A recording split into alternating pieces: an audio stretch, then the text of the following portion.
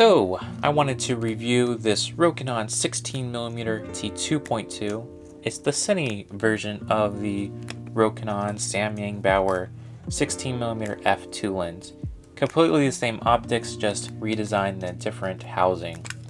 The cinema lens is going to give you this little pitch gears. Both the focus and the aperture are geared very well and it's very smooth. And I just like to manually focus. It's a lot of fun messing with a declicked aperture and the smooth focus ring. So this lens opens up to t2.2 or about an f2, which lets in a good amount of light. I usually get by with an f2.8 lens, so f2 is about one stop brighter. This mount is a Canon EF mount, so I just use a little passive adapter to use it on my micro four thirds camera. I would like to pick up a focal reducer, as I think this would definitely make this lens just even more practical on a micro four thirds camera for when you're getting a wider field of view and the extra stop of light. So that would kind of make this lens into about a 12mm f1.4 or 24mm equivalent on a full frame. I'm going to quickly attach this lens so you can see sort of the field of view. So this is with the Rokinon 16mm lens, and I can stop it down smoothly with the declicked aperture ring.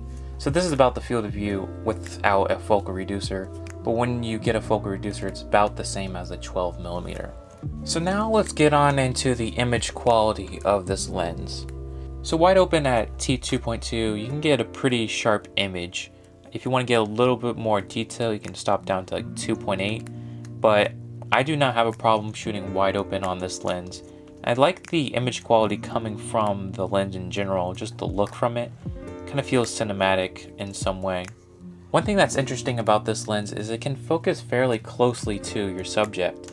So you can almost get like a wide angle macro look. And with that f2 you can produce a nice background blur. The other drawbacks, which may not be drawbacks to you, is the size. It is a bigger lens compared to other micro four thirds cameras, but if you want just a bigger lens in general, if you're shooting with a rig, that's not going to be a problem for you. But if you're trying to stay lightweight and minimal, then just throwing that out there. It's a kind of a big lens. It's not too massive, but it's not small either.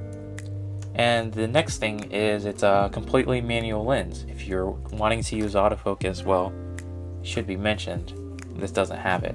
But for video and filmmakers like us, I find just the ease of this focus ring and the declicked aperture much more enjoyable to shoot with, so I actually consider that a pro. So I really like the image this lens produces, has a nice cinematic texture to it, and I definitely want to pick up some other Rokinon lenses in the future, mainly the 35mm and also the 85mm. Both are at t1.5. Yeah, if you combine those with the focal reducer, yeah, and I could see myself building sort of a lower budget cinema lens package with these Rokinon lenses. Just enjoy how tactile they feel with the smooth focus ring and declicked aperture. Yeah.